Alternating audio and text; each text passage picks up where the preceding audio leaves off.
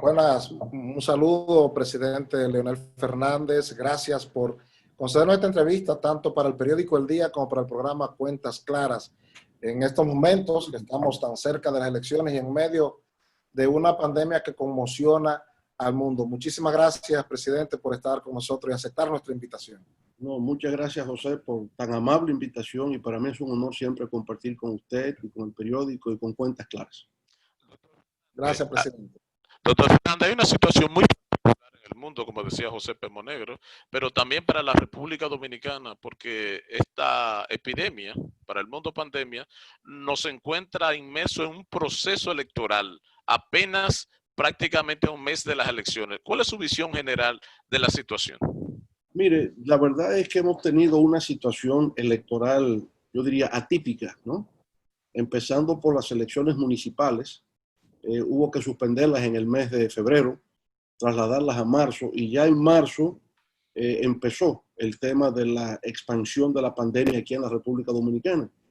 Y por supuesto, ya para las elecciones legislativas y presidenciales del próximo 5 de julio, pues ha sido, digamos, un proceso electoral completamente inédito. Nunca habíamos tenido una situación como la que estamos atravesando, donde los candidatos realmente no hemos tenido la posibilidad de interactuar físicamente con los electores.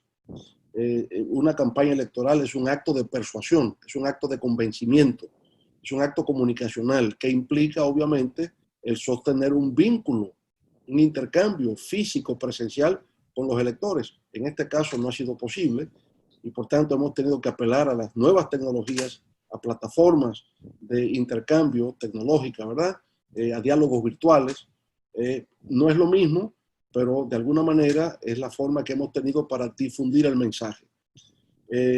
Para incluso acudir al día de las votaciones, la Junta Central Electoral ha tenido que adoptar un protocolo sanitario que tendrá que aplicarse tanto a los delegados de mesa, a los funcionarios que están allí, como a los propios votantes, con la finalidad de que se sientan seguros de que al ir a votar no estarán exponiéndose, no se estarán arriesgando a ser contaminados por el coronavirus.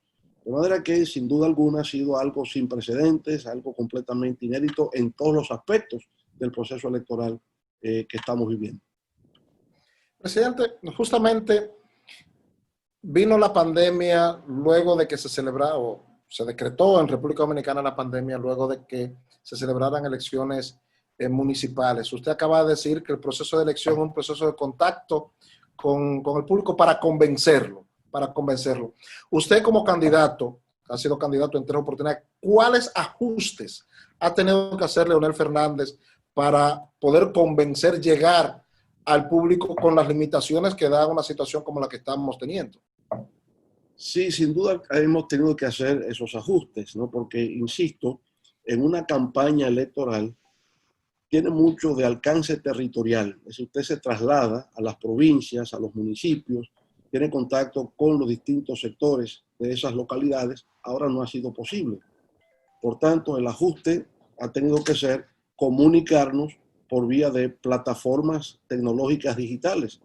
Entonces tratamos también de entrar conjuntamente con los medios locales de comunicación, la radio local, la televisión local, que no hacíamos en procesos electorales previos. Entonces ha sido tal vez, no tal vez, seguro una gran limitación, pero también al mismo tiempo haber descubierto nuevas formas de comunicación, porque estamos descubriendo esas nuevas modalidades de poder comunicar justamente como consecuencia del impacto de la pandemia. ¿Cuán efectivo ha sido? ¿Cómo no ha sido? No lo sabemos todavía, porque es algo que está en proceso. Cada día también vemos cosas nuevas, aprendemos de estos mecanismos que estamos utilizando, pero hay algo que es indiscutible: nada sustituye al intercambio humano. O sea, no hay nada que pueda reemplazar esto del intercambio físico entre seres humanos. Ayuda la vía, digamos, digital, electrónica, estas plataformas ayudan, pero generalmente fueron concebidas para ser complementarias, no para sustituir. Yo uso el contacto físico y uso la comunicación electrónica, pero no es que la comunicación electrónica fuera a sustituir el contacto físico directo.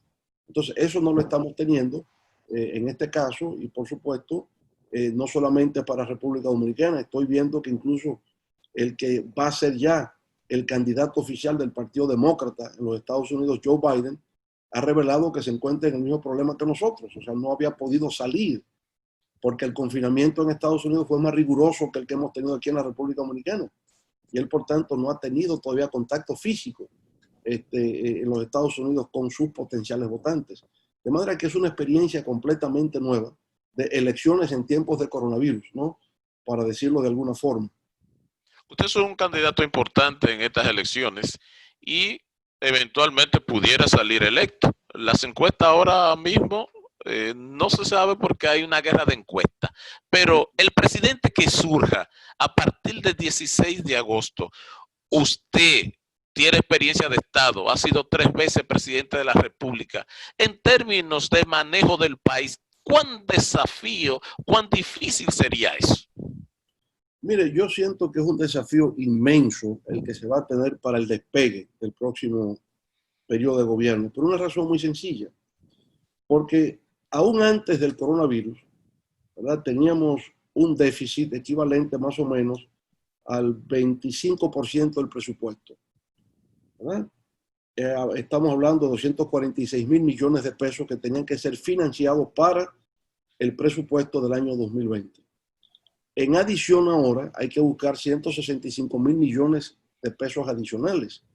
Por tanto, estamos hablando que el déficit podría llegar al 9% del PIB para el año 2020. Y para recuperar, reactivar la economía, habrá que aplicarse políticas de incremento del gasto público. No hay manera de sacar una economía que va a crecer cero si no son la base de un incremento del gasto público. Entonces no cabe duda de que eso es un gran desafío. Una economía que ya se sabe está proyectando tener un déficit cercano al 9% del PIB para este año y saber que se tiene que incrementar el gasto público para reactivar el crecimiento económico es un desafío inmenso. En el año 2004, cuando llegamos al gobierno en medio de una crisis financiera nacional, pues teníamos el tema de la tasa de cambio. Ahora también aquí hay un tema de tasa de cambio. Estamos cerca de 60 pesos por dólar, ¿verdad? Pero un problema de tasa de cambio con una economía que crece cero, que va a crecer cero. Por tanto, estaríamos, digamos, en el momento actual en una situación de estanflación. Economía con crecimiento estancado, crecimiento cero, con una situación inflacionaria generada, obviamente, por un deslizamiento de la tasa de cambio. En el año 2004, cuando llegamos al gobierno, había, ¿verdad?, una tasa de cambio con una devaluación del peso dominicano, pero empezó eso, tan pronto nos instalamos en el poder, empezó a bajar. Llegamos a un acuerdo con el Fondo Monetario Internacional que permitió recibir ingresos frescos para la República Dominicana y de alguna manera eso contribuyó a que superásemos esa crisis y volviéramos a una situación de estabilidad con crecimiento a partir del año 2005. Entonces pudimos superar esa situación de crisis. Entonces, estamos viendo, esto hay que verlo por etapas, Luis, ¿no?, y José. Estamos hablando en el corto plazo, lo que resta del año 2020. El desafío es inmenso. Ya hacia el año 2021, sobre todo si hemos logrado recibir fondos de los organismos multilaterales para proyectar al año 2021, podríamos encontrar una gran oportunidad entonces de incrementar notablemente el crecimiento económico. Y le doy otro ejemplo. En el año 2008, la economía dominicana estaba creciendo a un 7.5%. Ese es el año de la crisis financiera global. Pero la crisis financiera global empezó a proyectarse como en el mes de septiembre del año 2008 con la quiebra del banco Lehman Brothers. Bueno, entonces no se refleja enteramente la crisis el mismo año, sino al año siguiente, que fue el 2009. En el 2009 la economía dominicana disminuyó en su tasa de crecimiento a 3,5%. Pero entonces el Fondo Monetario Internacional nos facilitó el acceso a 1.500 millones de dólares con el propósito de que fuesen invertidos por parte del gobierno. Así se hizo y de 3.5% de crecimiento en el año 2009 nos disparamos a casi 11% en el año 2010. Es decir, que el incremento del gasto público permite sacar una economía del estancamiento económico. Y es lo que yo pienso que va a ocurrir con República Dominicana como parte de la economía mundial, porque esto que se va a hacer con nosotros inevitablemente tiene que hacerse a escala global, porque la situación de parálisis Es una situación que impacta a la economía global. Estados Unidos, Gran Bretaña, pero también son los países asiáticos, China, que nos tenía acostumbrado a crecer a un 12% durante prácticamente 15 años, ¿verdad? Con el impacto de la crisis financiera se redujo un 6%. Ahora, con el impacto del coronavirus, la proyección de crecimiento de China para el 2020 será de un 2%. Es decir, una de las grandes locomotoras de la economía mundial se proyecta que solo va a crecer un 2% para este año 2020. De manera que el 2020 es un año de luchas, es un año de batallas. Un próximo gobierno para el despegue, insisto, va a tener dificultades, pero entiendo que eso se irá aliviando, se irá aligerando ya a partir del año 2021. ¿Quién habrá recibido el gobierno o la administración del Estado en una peor situación o con mayores retos? ¿Usted en el 2004, saliendo de la crisis de Baninter, o quien asuma el 16 de agosto del 2020 en medio de la pandemia del coronavirus que tiene implicaciones globales? La crisis de Baninter era una crisis financiera dominicana con un entorno no adverso. El que lo recibe ahora va a recibir crisis local con situación adversa internacional. ¿Quién habrá recibido el país en peor situación? Mire, es que lo que está ocurriendo es algo también sin precedentes, ¿no? Nunca antes una pandemia había tenido el alcance global que ha tenido el COVID-19. Llegar a los 5 continentes del planeta, llegar a 174 países, eso nunca había ocurrido. Ahora, yo pienso que el asunto sería más complejo si tuviéramos una crisis nacional y un entorno global adverso, solo para la República Dominicana, sin tener un shock externo solo para la República Dominicana. El tema aquí, José, es que afecta a todo el mundo y por tanto, al mismo tiempo que uno busca una solución en el ámbito nacional, tiene que haber una solución global. Entonces, eso obliga a los organismos multilaterales o a instituciones como el G20, que agrupa las 20 principales economías del mundo, a tener que procurar soluciones globales, porque Estados Unidos por sí solo no puede resolver su problema, en razón de que la economía norteamericana está inserta en la economía global. El Reino Unido, por igual, ¿verdad?, que es el segundo país hoy día con mayor número de contagiados por el coronavirus y cuya economía también hoy día ha sido severamente impactada. No hay una solución británica al tema económico causado por la pandemia. Hay una solución británica combinada con una solución global. Por tanto, este ingrediente de combinar lo global con lo nacional para la solución de la crisis va a ayudar a la República Dominicana. Nos va a ayudar porque no es un shock externo, no es un entorno internacional que solo afecta a la República Dominicana. El mundo entero está y por tanto tiene que haber una unidad de criterio que creo que esta vez se está logrando, no así cuando la gran recesión global, en el sentido de que el medicamento a ser aplicado para reactivar la economía mundial, eso es la base de políticas anticíclicas que implica un aumento del gasto público, aunque eso sea déficit, aunque eso sea déficit fiscal, no importa. El tema de corto plazo es reactivar la economía. Y reactivar la economía implica aumentar el gasto. Habrá deuda, sí, pero esa deuda, su valor relativo disminuye porque se mide con respecto al Producto Interno Bruto. Y si el producto aumenta, el valor de la deuda también disminuye de manera automática. Entonces yo creo que esa es la forma, irlo viendo por etapas. Y la primera etapa de solución es esa solución de carácter global. Todos los países estarán alineados en la misma dirección de aumentar el gasto, lo que significa que habrá un dinamismo en la economía global que apunta de nuevo hacia el crecimiento y la reactivación. José Fernández, hablemos un poquito de las elecciones que están a la vuelta de la esquina. Parecería que, aunque con algunos cuidados, se van a celebrar aquí, sin lugar a dudas, las elecciones del 5 de julio.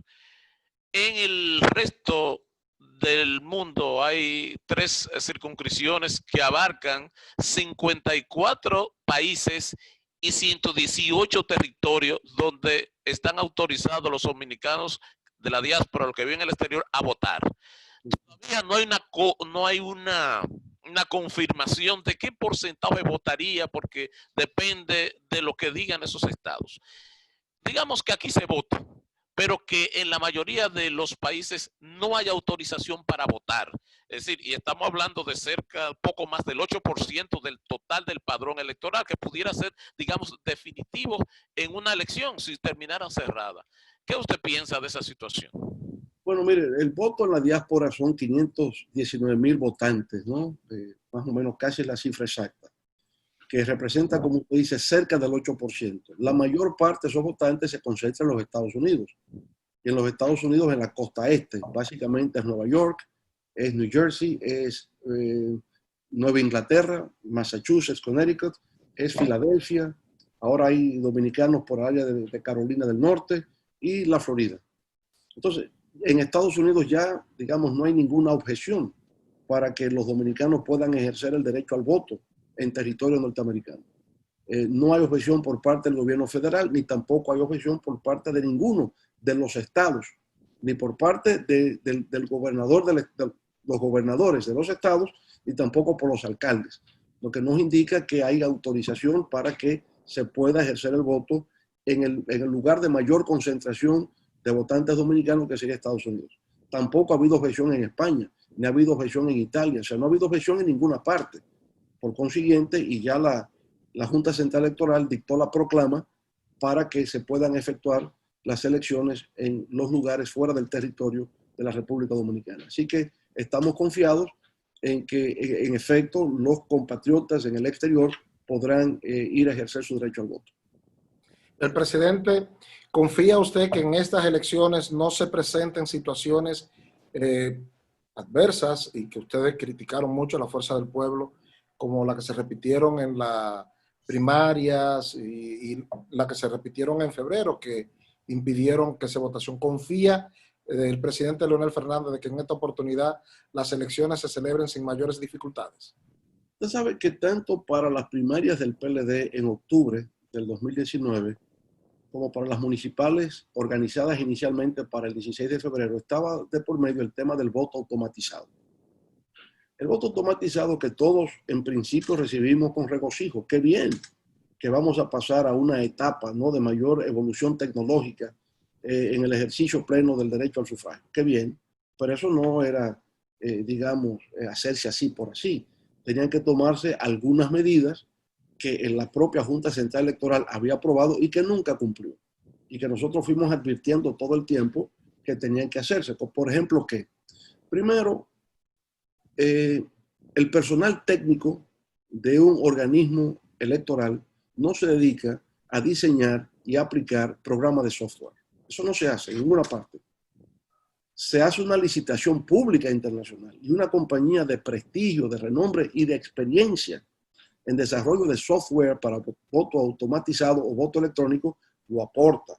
Y aún así eso está sujeto a la realización de auditorías técnicas previas al ejercicio del sufragio. Aquí hicimos un software nuestro, no se somete a normas de calidad estandarizadas internacionales, no hay auditoría técnica y se va con ese software. Entonces, el informe de la OEA, ya ahora para el mes de marzo, sobre lo que pasó con las elecciones de febrero, pusieron en evidencia todo lo que yo había dicho. Hay 21 hallazgos del informe de la OEA que yo digo, le llaman hallazgos para utilizar el lenguaje diplomático, pero en el fondo son 21 acusaciones las que están formulando con respecto al programa de software. Empezando con que no garantiza la seguridad en el escrutinio del voto. Es decir, es un software y estamos hablando de que el que se estaba utilizando para febrero había acogido las recomendaciones de IFES de añadirle 9 capas adicionales de seguridad. Imagínese usted entonces lo que pasó en octubre, cuando todavía no tenían las 9 capas de seguridad adicionales que había recomendado IFES. Aquello fue realmente algo horrorífico lo que ocurrió en octubre, un retroceso institucional de la democracia dominicana, unas elecciones primarias, ¿no?, abiertas, donde votó la población dominicana, donde se votó hasta las 2 de la madrugada y la Junta Central Electoral no hizo ningún llamado. Estamos conscientes, llega a las 6 de la tarde, hay todavía algunos votantes en fila, bueno, pues se permite que esos voten. ¿Pero qué tiempo podría tomar eso? Media hora, 1 hora, lo sumo, pero no hasta las 2 de la madrugada. Usted no llega de las 6 de la tarde a las 2 de la madrugada. Entonces, esas irregularidades obviamente generaron dudas acerca de los resultados. Yo directamente digo fraude, porque lo que no es conforme a como debe ser, entonces es fraudulento. ¿Eh? Bueno, ahora tenemos un sistema de votación convencional tradicional. Se va a depositar en la urna el voto físico por parte del elector. Nos habríamos evitado algunos problemas, José, si también la Junta hubiera escuchado nuestro reclamo en las primarias del PLD en octubre del año pasado, cuando dijimos, pero si al ejercer el voto automatizado hay un comprobante que se deposita en la urna, ¿por qué no contar también eso físicamente y hacerlo coincidir con el voto automatizado, puesto que se trataba en aquel momento de un plan piloto?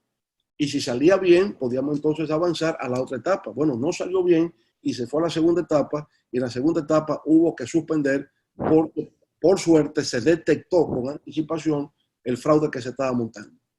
Y yo digo que un fraude que se estaba montando porque el actual presidente del PLD llegó a decir que al momento de la suspensión ellos tenían 116 alcaldías ya contabilizadas como para ganar. Bueno, ¿y cómo es eso? Tenían 106 alcaldías y perdieron 45, pero ya él proyectaba que iban a subir de 10 más de las que tenían. ¿Y para qué? Porque era crear ya en la mente de los electores que para las presidenciales ganarían en primera vuelta. Afortunadamente, el fraude se detectó a tiempo, se impidió, y en lugar de aumentar a 116, lo que hicieron fue que bajaron como a 60 y pico, ¿no? Entonces, yo creo que, sin embargo, siempre es posible la comisión de irregularidades, pero es más difícil el nivel de escalamiento del fraude cuando se hace por vía física manual que cuando es con el voto automatizado, porque ahí son miles de votos que pueden transferirse de un candidato a otro o eliminarse de una manera opaca, que nadie se da cuenta cómo ha ocurrido, al menos que a posteriori se haga una auditoría técnica posterior. Es la única forma. Así que, digamos, nunca estamos 100% confiados. Hay que tomar todas las medidas de prevención del lugar, pero nos sentimos más cómodos utilizando el sistema convencional del voto físico que un sistema de voto automatizado con un programa de software que es cuestionado porque no se ajusta a los estándares internacionales. El presidente, el próximo 5 de julio, sin discriminar a Ismael Reyes Cruz ni a Guillermo Moreno, las encuestas están dando 3 candidatos que van a estar peleándose las elecciones. Abinader, Castillo o Fernández. ¿Qué podría pasar? Que en una primera vuelta gane uno. Que no haya ganado de primera vuelta y se necesita un balotaje. Uno de los 3 quedaría fuera, no clasificaría. Digamos, aunque no se pueden hacer escenarios hipotéticos, pero como eso es posible, como dice David Easton, el teórico de la política canadiense, la política es un escenario muy complejo donde para analizarla hay que hacerlo bajo el enfoque sistémico. Entonces vamos a verlo ahí. Si Leonel Fernández llegara primero, obviamente tendría que negociar, si no enfrentándose al PLD, con el PLD. Pero si llegara tercero, no clasificara y cruzan PRM y PLD, la fuerza de Leonel Fernández, ¿pactaría con alguien? Mire, yo no concibo ese tercer escenario que usted se refiere. Yo me siento más cómodo con el primero, de que nosotros efectivamente clasifiquemos, y entonces yo le puedo pronosticar que si la fuerza del pueblo logra clasificar, gana las elecciones. Y gana las elecciones por una razón muy simple. Porque cuando usted se va a octubre a las primarias del PLD, las proyecciones eran que una candidatura mía en el PLD alcanzaba el 57% de los votos. Por tanto, se ganaba cómodamente en primera vuelta el PLD unificado. Vino la ruptura y se generó una burbuja al candidato opositor. Bien. Nosotros podríamos, efectivamente, si clasificamos, atraer el voto PLDista, recomponer ese voto y poder ganar entonces en la segunda vuelta. De alguna manera, eso está ocurriendo ya. Yo estoy juramentando todos los días dirigentes que vienen del PLD, dirigentes medios, presidentes de comités intermedios con sus respectivos comités de base a nivel nacional. Entonces, hay un fenómeno interesante en esta campaña que es de migración del voto PLDista hacia la fuerza del pueblo desde ya, desde la primera vuelta electoral. Entonces estaremos muy atentos a lo que va a acontecer en el transcurso de este mes de junio. En la medida en que se intensifique eso más, entonces podríamos ver efectivamente de cómo se consolida el hecho de que la fuerza del pueblo clasifique para la segunda vuelta electoral. Yo insisto en la segunda vuelta, porque donde hay tres fuerzas que tienen un cierto nivel de representación, entonces indudablemente que se reparte mucho el pastel y se va a una segunda vuelta electoral. Al día de hoy así lo vemos, así lo vemos. Entonces, ese es el escenario al cual nosotros apostamos. Nuestra meta electoral es ir a la segunda vuelta, y en la segunda vuelta podemos pronosticar un triunfo de la fuerza del pueblo. Presidente, escribía yo un artículo en el periódico El Día recordando parte de su campaña electoral en el 1996, donde uno de los ejes que usted utilizaba era retar a su adversario político de ese momento, que era José Francisco Peña Gómez, a un debate al cual él no acudió. Finalmente, Peña Gómez termina quedándose rezagado en la segunda vuelta, en la primera vuelta, y pierde en segunda vuelta. Entiende, en el año 2012, previo a eso, bueno, en el año 2000, Danilo Medina, que era candidato al PLD, decía que quien no acudía a un debate no merecía ser presidente de la República. ¿Entiende Leonel Fernández que el tema del debate, de la no participación de Peña Gómez en el debate frente a usted, fue un elemento importante para su victoria en el 96? Y si entiende que quien no acuda a un debate en este momento, reúne un debate, podría ser castigado en las elecciones con no recibir los votos necesarios para ganar. Mire, en el año 96, el cálculo del doctor Peña Gómez, su cálculo estratégico electoral era minimizar al candidato del PLD, porque él entendía, y tal vez con razón, de que con quien iba a confrontar era con el candidato del Partido Reformista, en aquel entonces Jacinto Peinado. ¿Por qué él pensaba así? Bueno, porque en el año 94 se dio una polarización entre PRD y PRCC. El doctor Peña Gómez frente al doctor Joaquín Balaguer. El PLD quedó en un distante tercer lugar con un 13% de la votación. 2 años después, sin estar ya el líder histórico del PLD, sino una figura emergente, el doctor Peña Gómez consideró que no iba a remontar, que el PLD se iba a quedar justamente menos de 13%, era lo que proyectaba que iba a tener. Por tanto, él no le iba a dar oportunidad a ese candidato emergente. Él se preparaba para una contienda a partir de octubre del año 95, que era cuando el Partido Reformista iba a escoger al licenciado Jacinto Peinado como su candidato. Por tanto, era ignorar al candidato del PLD y concentrarse para enfrentar al candidato del Partido Reformista.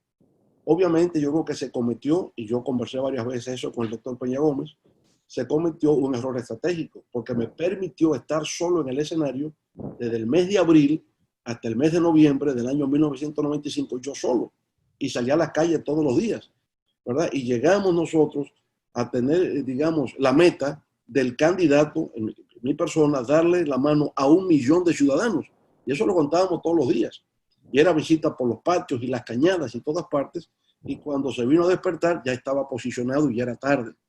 Entonces, cuando invito al debate, yo pienso que era el momento del doctor Peña Gómez haberme aplastado, porque sin duda alguna yo le confieso que fue mucho atrevimiento de mi parte, ¿verdad?, haber desafiado a un coloso de la política como el doctor Peña Gómez en aquel momento.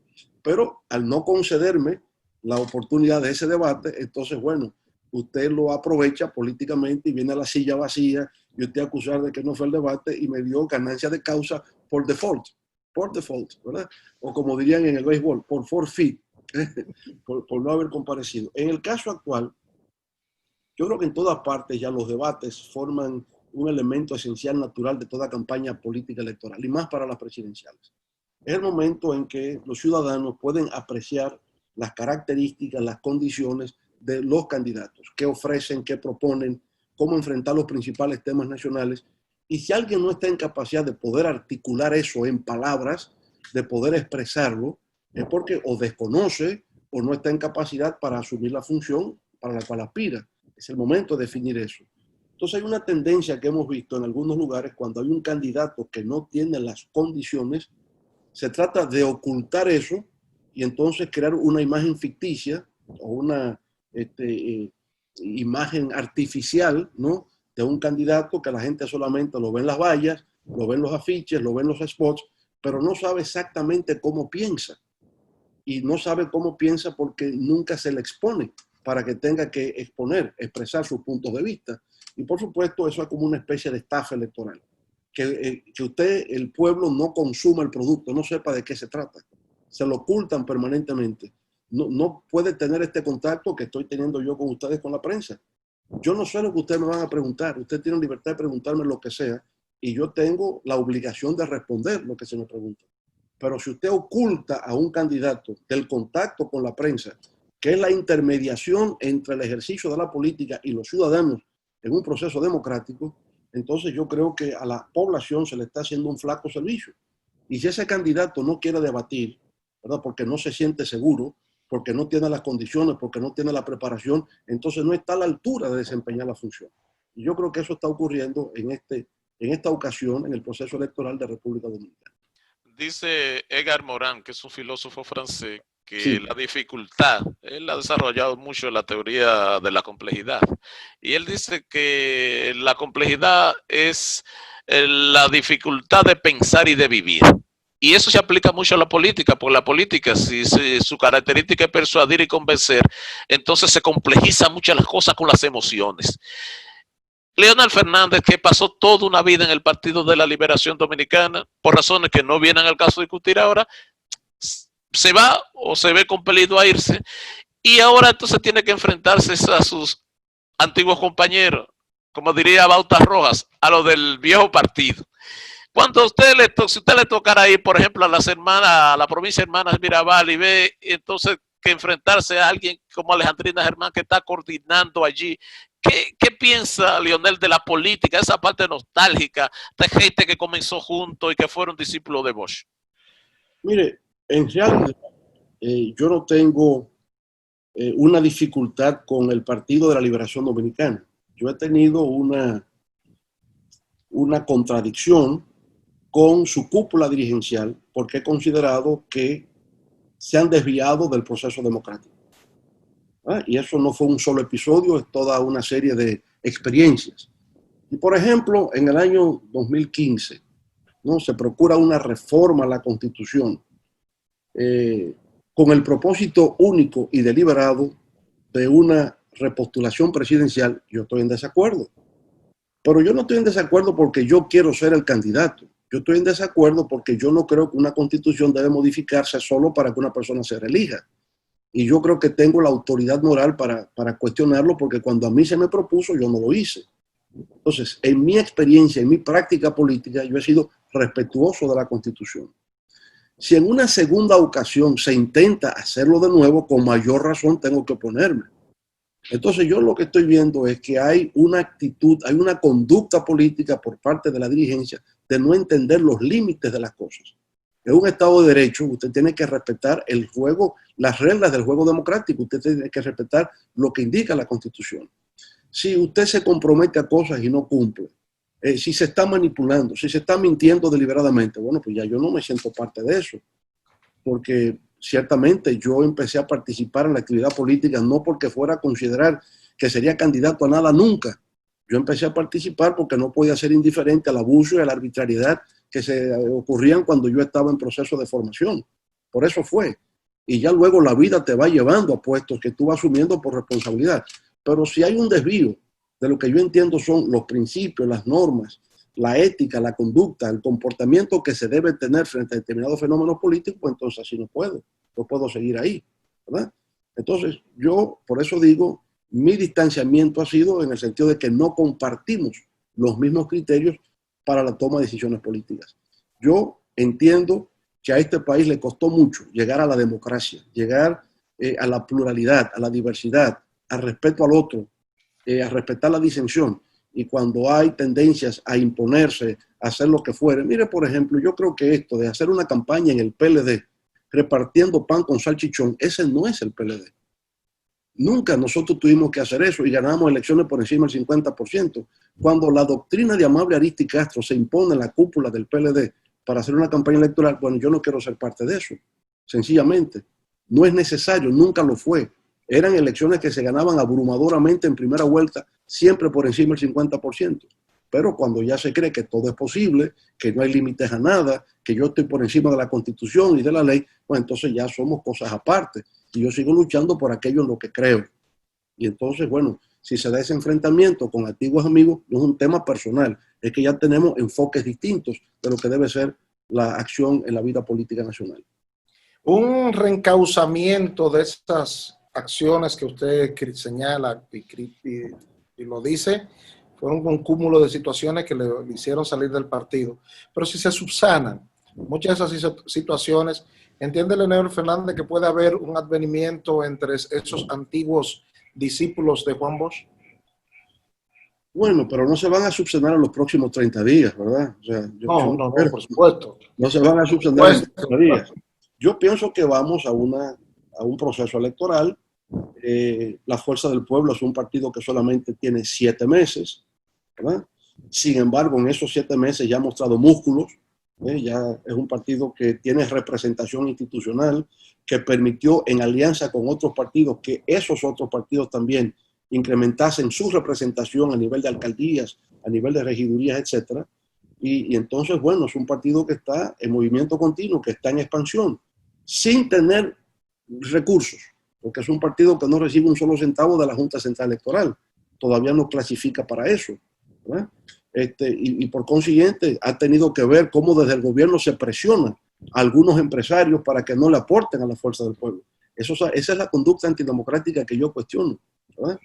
Donde se les persigue, se les acosa en términos fiscales, se les intimida o se les dice directamente que no contribuyen con nuestra candidatura para sencillamente, digamos, ellos imperar en el escenario político nacional. Cuando cada acción de la Fuerza del Pueblo era cuestionada, hasta el nombre, el logo, los colores, su derecho a existir como organización fue perseguida judicialmente, acosada judicialmente.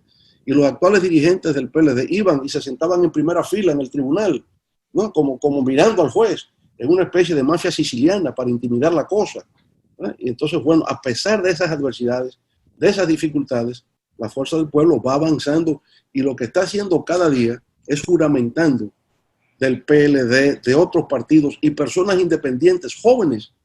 En la Fuerza del Pueblo tenemos ya, Luis y José, tenemos más de 500,000 de jóvenes ya registrados en la Fuerza del Pueblo, porque es un partido que estará integrado esencialmente por gente joven, que necesitan una participación en la política nacional, en un partido que realmente tenga incidencia, y han encontrado que su refugio político es la Fuerza del Pueblo. Quiero insistir un poco, presidente, en lo que preguntaba Monegro, porque ya ha habido cuestiones concretas, como José Tomás Pérez, miembro del Comité Político del PLD, que ha planteado que podrían Fuerza del Pueblo y el PLD pactar en la primera vuelta. Bueno, yo respeto mucho, ¿verdad?, lo que ha dicho José Tomás Pérez. Eso perfectamente podría ser, sin necesidad de pacto alguno, reconocer que nosotros ganamos las primarias de octubre del 2019 y que seamos entonces el candidato de un conjunto de fuerzas. Pero y eso le respondo yo a usted porque me lo pregunta, pero eso no lo hemos discutido con nadie, ni lo estamos en discusión. Digamos, aquí entendemos que el candidato actual es un candidato ilegítimo. Ese candidato fue impuesto por la fuerza y nosotros no podemos apoyar así a un candidato que consideramos que es ilegítimo. Punto. Presidente, nosotros vamos al proceso electoral, vamos a participar en este proceso electoral. No tenemos que pactar en primera vuelta porque sabemos que habrá segunda vuelta. Y nosotros, si clasificamos, como esperemos que ocurra, entonces usted verá que se organiza una coalición de fuerzas en el entorno que nos permitirá entonces ganar a la segunda vuelta electoral. Presidente, ya sabemos que tiene otro compromiso, vamos terminando, pero hay 2 preguntas que tengo que hacerle obligatoriamente, si no, los amigos dirán que mis condiciones periodísticas están mermando. La primera, al ser humano, y la segunda, al estadista. Al ser humano, ¿cómo se siente Leonel Fernández enfrentando una boleta electoral en la cual está su esposa, Margarita Cedeño? Esa es al ser humano. Bueno, yo no la enfrento a ella porque ella no es candidata presidencial. Entonces no me refiero a ella, sino que me refiero al candidato presidencial. Ahora, al estadista, y ya con eso vamos concluyendo, ¿cuáles entiende Leonel Fernández Reina son las medidas inmediatas que tendrá que tomar quien asuma la rienda del gobierno el 16 de agosto? Bueno, mire, para verlo con más claridad hay que haber llegado y ver las cuentas y examinar la situación que encuentra en herencia del pasado gobierno. Pero hay cosas que son muy evidentes. Yo hablaba de que hay una situación fiscal, ¿no? Hay un problema de falta de recursos. Entonces, en lo inmediato hay que procurar recursos frescos a través de los organismos multilaterales y tratar de que eso llegue lo más pronto posible para poder enfrentar los diversos temas nacionales. Segundo, ya hay un proceso que se ha iniciado de reapertura o reactivación de la economía. Eso irá avanzando. Ya para el mes de agosto yo creo que estaremos en una tercera o cuarta fase y por consiguiente las empresas volverán a abrir sus puertas, habrá una reintegración de los trabajadores, ¿verdad? Por tanto, los ingresos de nuevo los van a tener para poder consumir. Ese nivel de consumo va a su vez a generar una recuperación lenta, ciertamente, pero irá recuperándose la economía en sentido general. Entonces, yo diría, hay el aspecto sanitario por un lado. El aspecto sanitario, a mi modo de ver, ha ido disminuyendo por varias razones. Cuando yo he ido a los hospitales, he hablado, por ejemplo, en San Francisco de Macorís, en el hospital San Vicente de Paúl, ¿verdad?, que fue como el centro gravitacional de la mayor cantidad de casos que se estaban dando, ellos me dicen, no, aquí el número de contagiados va disminuyendo, el número de fallecidos por igual, y ha mejorado el índice de recuperación. Bueno, ¿y a qué se debe eso? Porque hemos aprendido en estos 3 meses de tratar con esto, hemos aprendido mezclando medicamentos, ¿verdad? Hidroxicloroquina con otro tipo de medicamentos y vamos mejorando la situación de los pacientes. Es decir, ha ido descubriendo en la práctica un protocolo de tratamiento que 3 meses atrás no existía. Entonces, eso va mejorando. Mi único temor todavía son 2. Digamos, tengo todavía 2 preocupaciones con el aspecto sanitario. Uno, que la pandemia va evolucionando a distintas velocidades y por lo tanto se ha concentrado en principio en 10 provincias del país. La interrogante es, ¿podría eso avanzar hacia lugares que hasta ahora no han sido afectados? Porque yo recuerdo, por ejemplo, que al 27 de marzo, que tuve un diálogo popular virtual con La Vega, al 27 de marzo había 4 casos registrados en La Vega de contagio por coronavirus.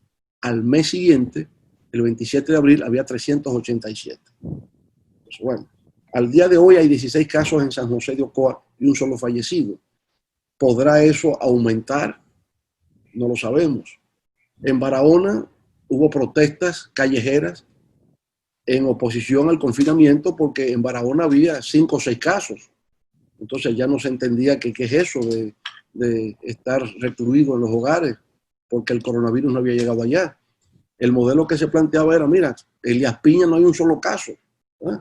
Bueno, pero ya va llegando Elías Piña, ya va llegando a Barahona y no sabremos todavía la magnitud de lo que va a tener. En Haití no había un solo caso, 1 mes y medio atrás, 2 meses atrás, y ya sin embargo Haití está llegando.